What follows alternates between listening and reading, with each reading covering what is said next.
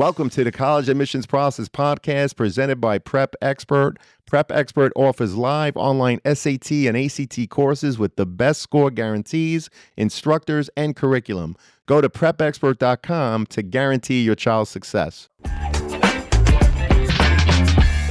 Welcome to the CAP, the College Admissions Process Podcast. I am your host, John Durante, and it gives me great pleasure to welcome back today Amy Chung, who's the Associate Director of Admissions at Boston College. Amy, thank you so much for coming back. How are you today? Thanks so much for having me. I'm happy to be back. I'm doing well. Fantastic, and we're so happy to have you. Amy, by the way, did episode 16, which was launched back on March 21st of 2022. So, Amy, have there been any changes in your application review process since we last met? Yeah, there hasn't been really anything significant that has changed in our review process. And I know we'll talk a little bit more about Boston College as we move forward. I will say there surely are changes. I'm positive coming down the pike as we have just recently gotten the Supreme Court's decision based on race-based admission processes. I think everyone's kind of in a holding pattern right now, looking what that might particularly look like. So no new information to share, but I'm sure there'll be some changes. Though probably relatively minute. Fantastic. Thank you so much, Amy. And can you provide us with a brief overview of Boston College and what makes it unique among other universities?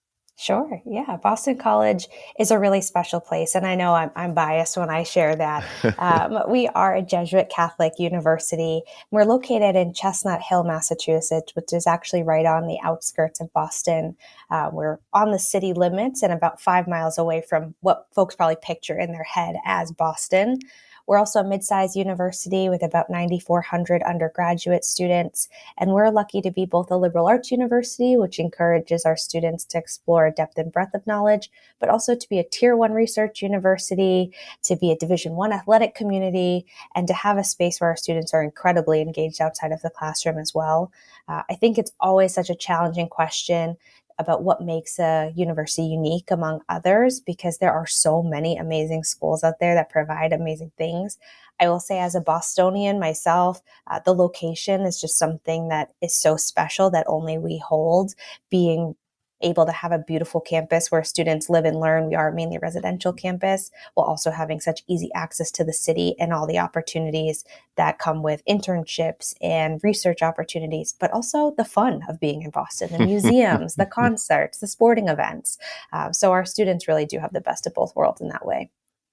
Well, your location is absolutely terrific. Obviously, being in the city of Boston, like you said, there are so many opportunities recreationally, but also for research opportunities and internships.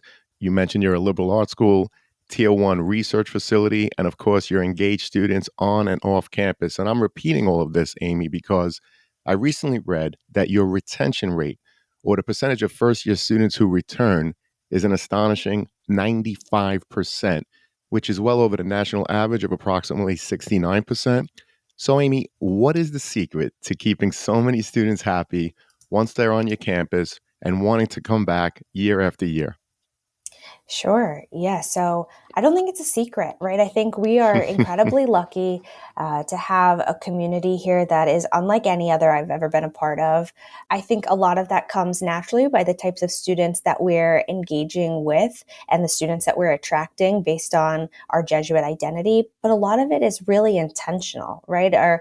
The Jesuit mission really revolves around mentorship and conversation partners and growth of the entire person. And so I think not only are our students challenged and engaged in the classroom, especially during their first year, but they're asked questions about who they are and who they want to be. And I think that really engages them on this journey that they have at BC. And certainly we have the most amazing faculty and staff, right? Our faculty teach at Boston College to challenge our students academically, but also because they want to mentor these students. They want to engage with them. And our staff, all of the different resources that we have, from the Office of First Year Experience to Student Affairs, that provide amazing resources for students to deal with the transition to college, which can be difficult no matter where a student lands.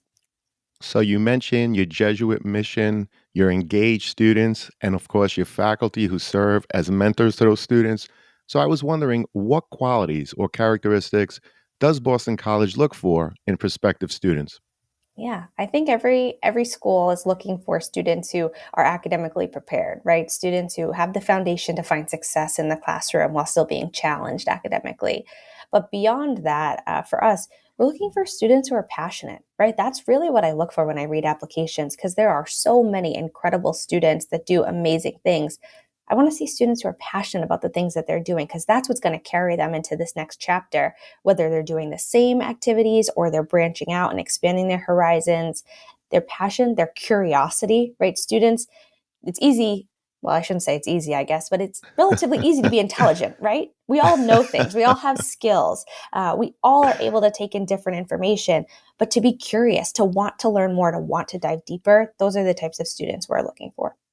Excellent. And Amy, could you walk us through the general application process at Boston College, including important deadlines, requirements, and frankly, anything else you wish to share with our listeners? Sure, sure. So I would say, our review process, I'm sure you hear this over and over again, especially if you're a regular listener of the podcast, but we have a holistic review process, right? We want to get to know our students as more than just the grades they've received in the classes that they've taken. Of course, that's a core component of it. I just shared, we want our students to have the foundation to be successful at BC, but we also want to make sure that they're engaged in a variety of different ways. And so we try to gauge all of this through the Common Application. That's how most of our students will choose to apply. We are a QuestBridge partner school, so if I have any QuestBridge scholars listening, you certainly can apply and rank Boston College through the National College Match.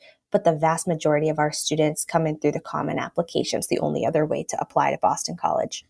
An important note for us is that we have only early decision 1 and 2 and regular decision. We do not offer an early action option.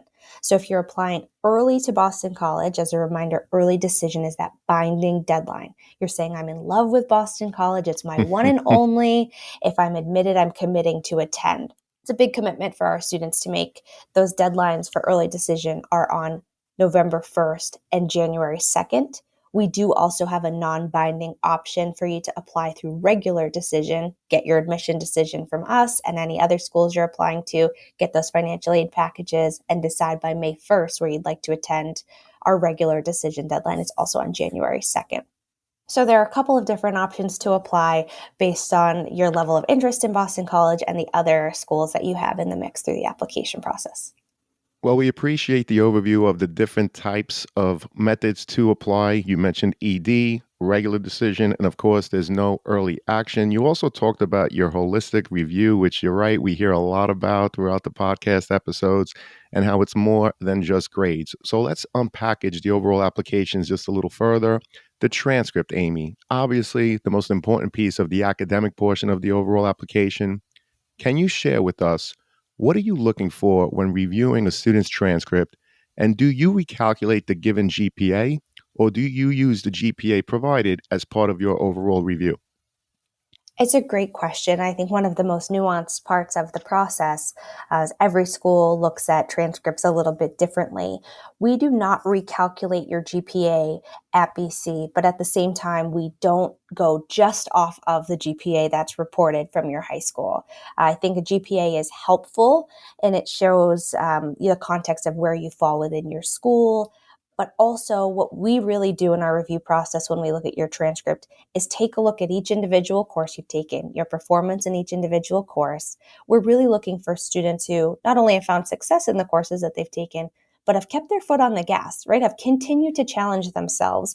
And we know that everyone has different strengths and weaknesses, and not everyone is going to be at the pinnacle level in every single subject area. We're just looking for you to continue that challenging progression, right? To take the appropriate next step and not just coast by. We want to make sure that you, again, have that curiosity, right? You want to see what's next. You want to keep diving into that academic coursework. So that's really what we're looking for. And I would say the way we evaluate the transcript overall, while we do see that GPA, whether your school reports weighted or unweighted or both, we're also diving deeper into that transcript and saying, what courses have you taken? What does that progression look like? And what grades have you received in those courses?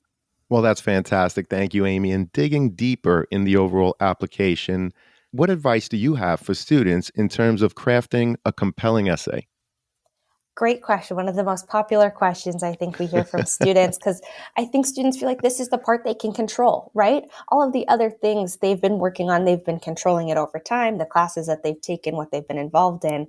But as you sit down and really begin your essays, this is the part of your college application that you have complete ownership over.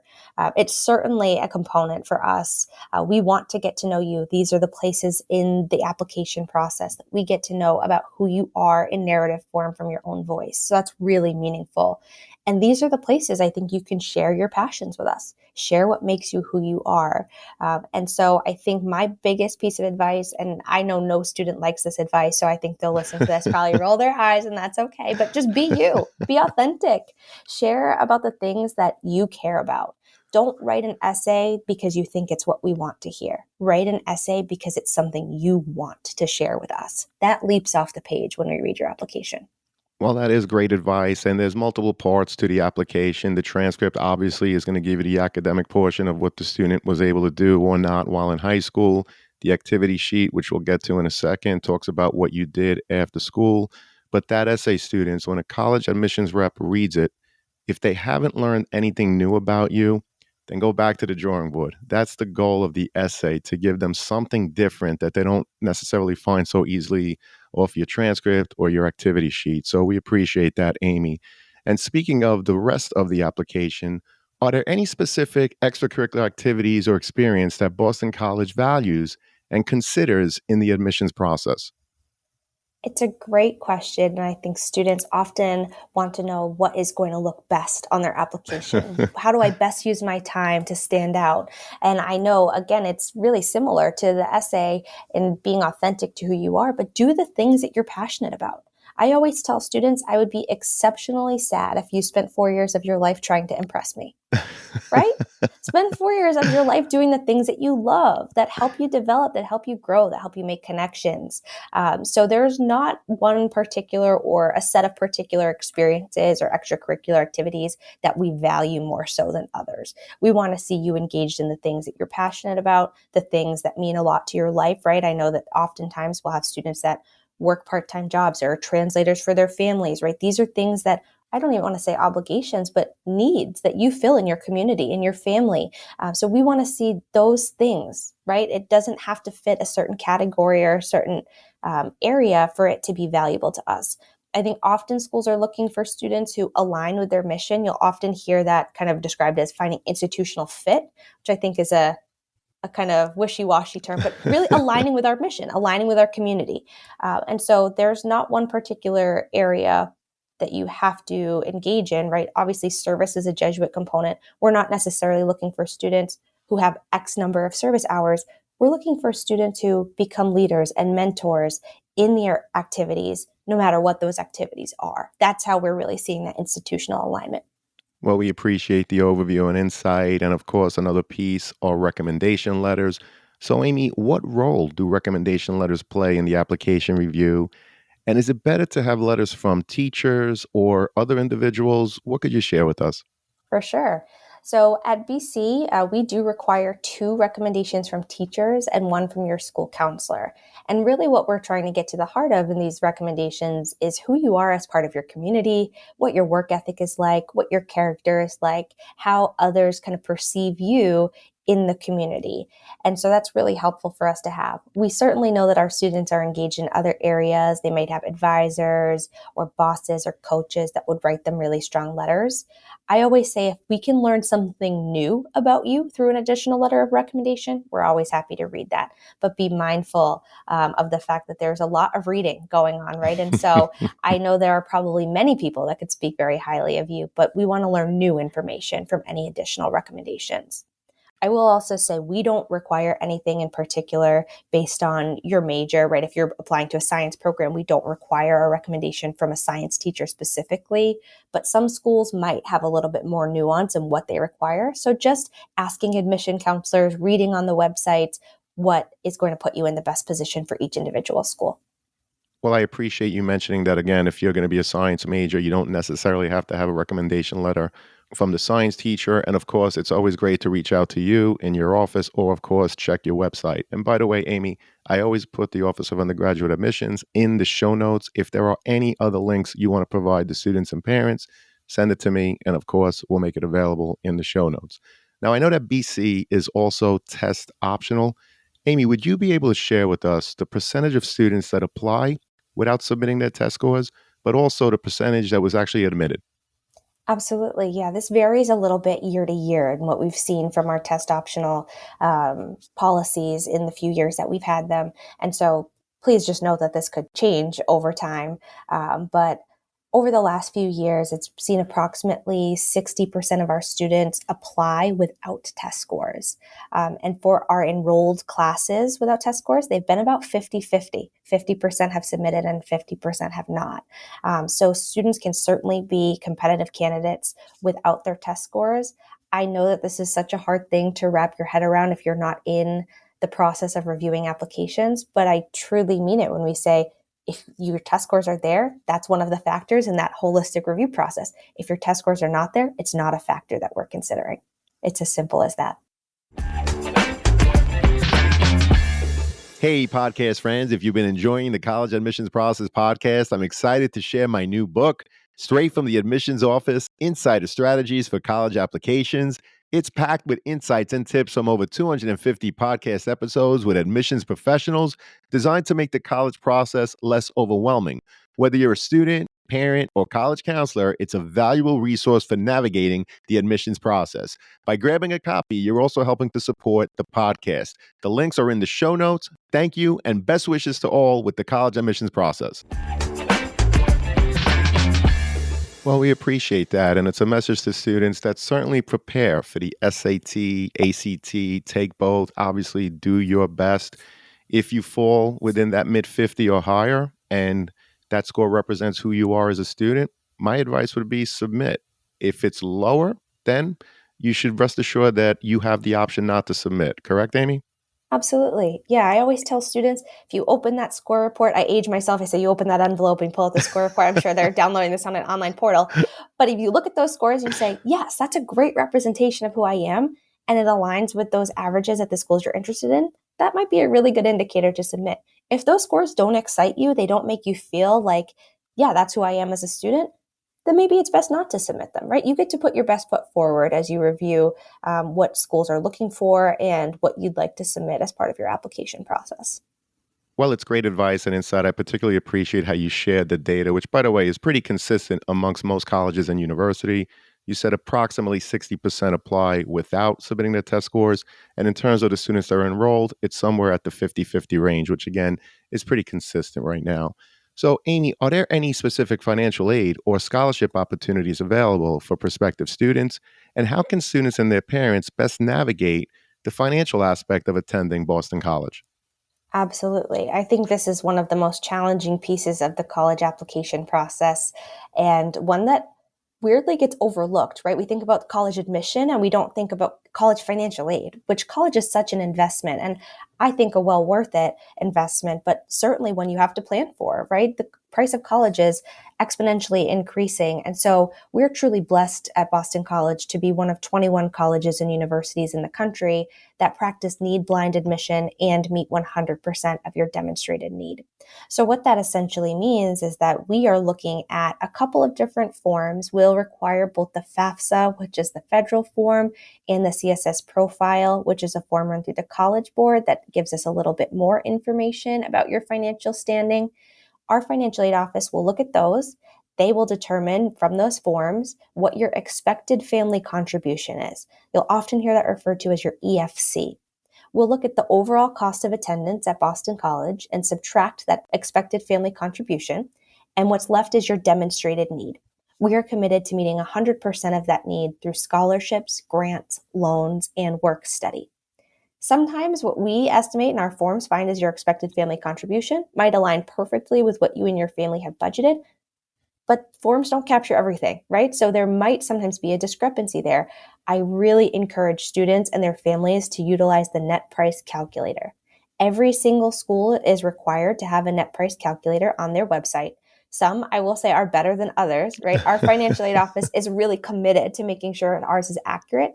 They share with us that if it's given appropriate information and nothing drastically changes between your estimate and the time you're filing for financial aid, it should be within about 90% accuracy of what your financial aid package will look like at Boston College. So I always recommend you utilize that to get a sense and to have those conversations as you move forward, especially because we are very driven by need based aid. With this incredible, generous need based aid policy, we are really focused on our need based aid. We do have one opportunity for a merit based scholarship. It's our Gabelli Presidential Scholars Program. It is a 4-year full tuition scholarship. It's typically granted to about 18 students each year, so it's incredibly selective. There is no separate application process for that. You need to apply to Boston College by November 1st in order to be considered. You do not need to be an early decision candidate. You certainly can be and be considered as you'll apply by November 1st if you apply early decision 1. But you can select regular decision on the common application, which is that non binding deadline, and submit by November 1st to be considered for that program and for that full scholarship. We are also Division One athletics, so we do have athletic scholarships for athletes available, and we're happy to apply any private scholarships that you might have from your community, from your job, things of that nature. But here at BC, very primarily focused at need-based aid. Well, I'm glad that you mentioned the Gabelli Scholarship and so much more, in particular the net price calculator, which, as you said, every school needs to provide one. Usually it's on their website and, quite frankly, easy to find if you just do a Google search. Net price calculator, Boston College, or whatever school, and you'll find it. And that's another conversation that comes up a lot in terms of parents and students not having the financial conversation early, right? We never want to hear of a student who's accepted to their top choice school only to find out that they can't afford it. So again, students, parents, very important to have these conversations often and early, but also use the net price calculator for any colleges that you're interested in. So we appreciate that again.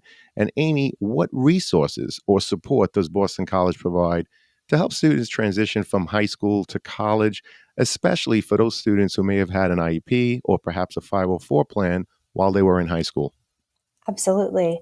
I think this goes back to our conversation about the retention rate in the first year, and that 95% of our students are staying from year 1 to year 2.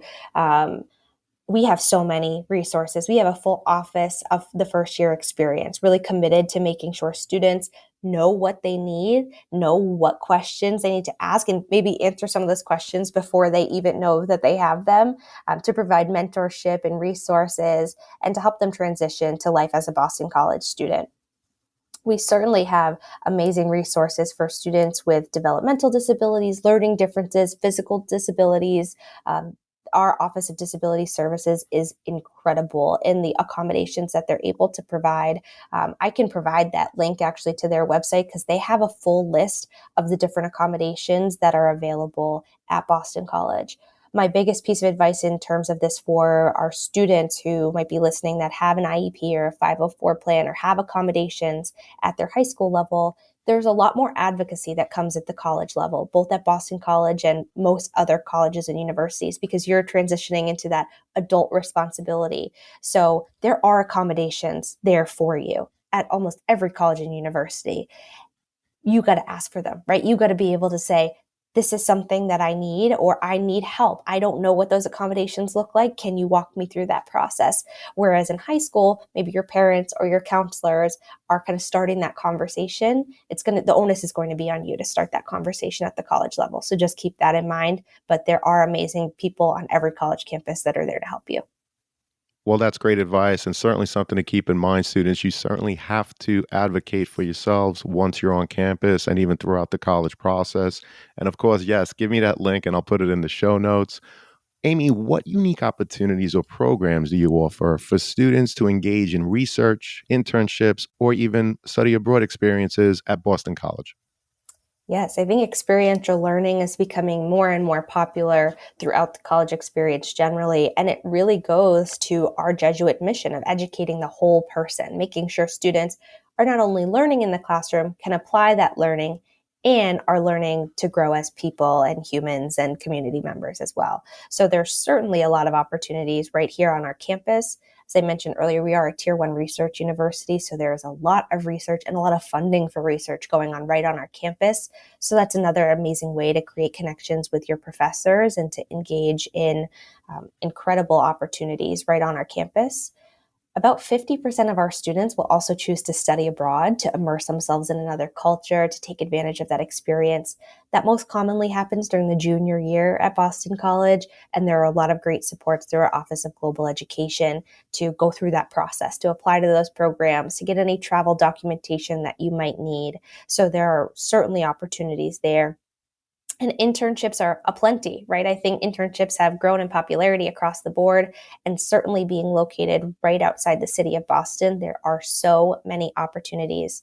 As a Bostonian myself, I often lose sight and take for granted just how much there is going on here, right? I'm so accustomed to this as normalcy, but it's an incredibly innovative city in STEM, in healthcare, in tech, in finance. There are so many opportunities in education, right? We're a leading education city in the country.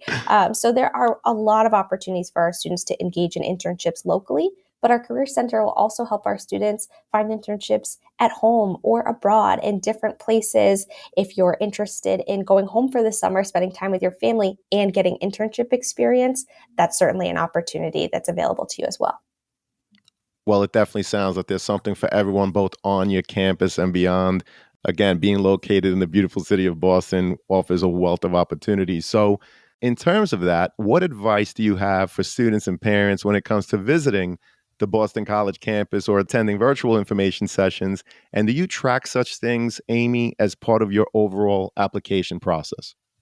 Great question. I always recommend, if you are able to visit a campus, there is nothing quite like being able to put your feet on the ground, to have a sense of that community. I know that it's not always an opportunity to visit campuses with different resources, but also just life. You have a lot going on. I know each and every one of you has a busy schedule, even over the summers. So if you can't visit, there are certainly virtual opportunities as well. At Boston College, we're incredibly student centered in our approach. And so if you visit our campus, you'll receive a panel that's really a question and answer with our students. And if you attend a virtual information session, you're going to get the same experience, right? We want to make sure you have a chance to talk to our students who live these experiences every single day, people that you might be able to resonate with, that you can ask questions that are pertinent to you and your experiences and what you're looking for in your college process. We'll have some virtual information sessions throughout the summer, and we have great opportunities to engage with us virtually in the fall as well.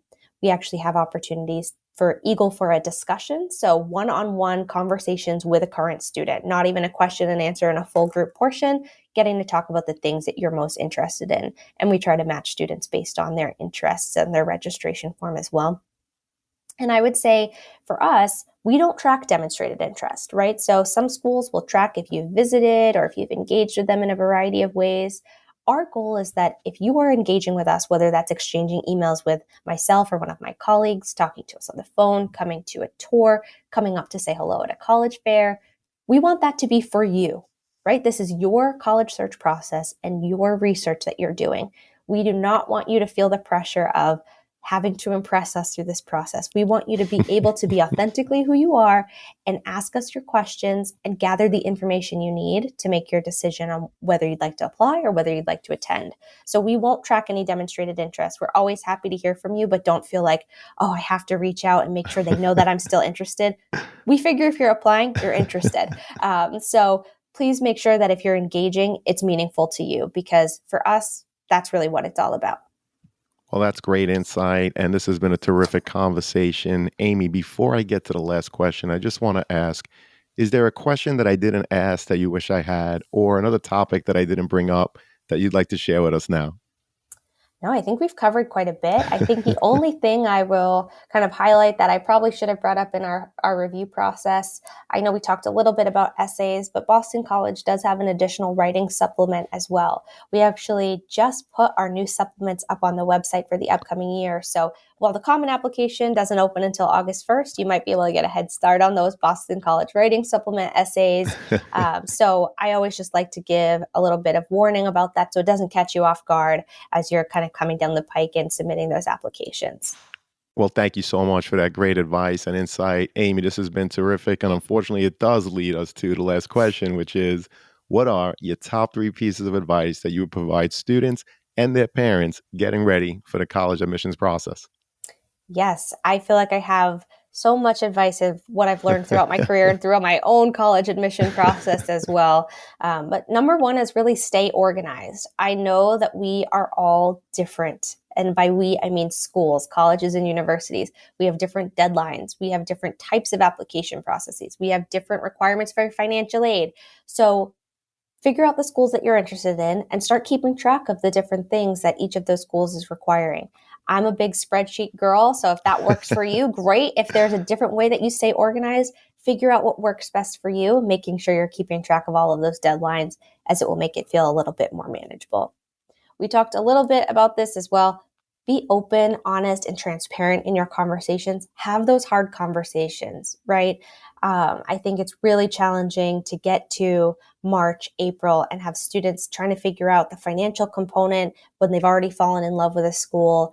Certainly, I know that there are going to be schools you apply to without having a full picture of what that financial aid package might look like, but having those conversations saying, all right, if we get into Boston College, this is what we're going to need in terms of financial aid to make this happen. So setting those expectations.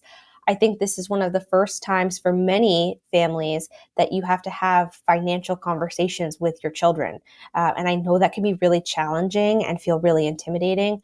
I will say, looking back on my process, I think that is really where my dad and I transitioned from being father and daughter to being friends, right? To really having these conversations and being able to open the door to have some of these conversations throughout life. And, I really value that into my adulthood as well. So I know it's hard. I know it's challenging. You're going to cross that threshold at some time, and this is the perfect time to do it.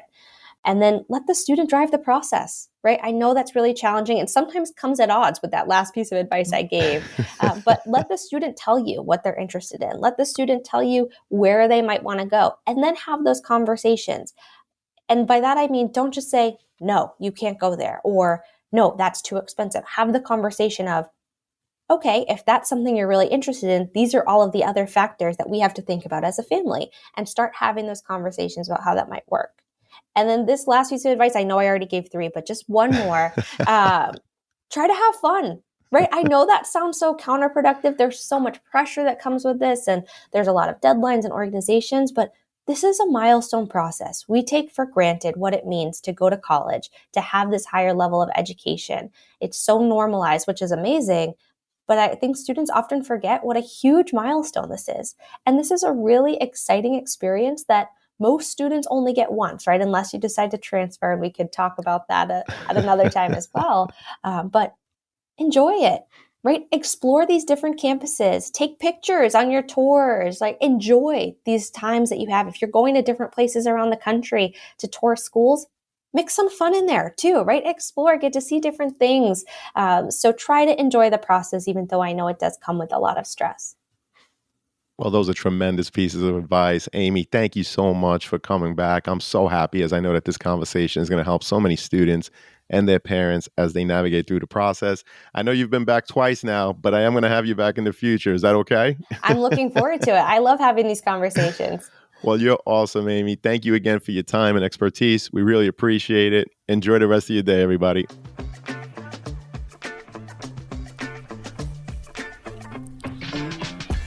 Thank you for joining us on this episode of The CAP, the College Admissions Process Podcast. We hope you enjoyed the show. If you did, please don't forget to tell a friend and follow us on Facebook, Instagram, Twitter, and wherever you listen to your podcasts. I am your host, John Durante, and I look forward to seeing you on the next episode of The CAP. Thank you for listening to the College Admissions Process Podcast presented by Prep Expert. Prep Expert offers live online SAT and ACT courses with the best score guarantees, instructors, and curriculum. Go to prepexpert.com to guarantee your child's success.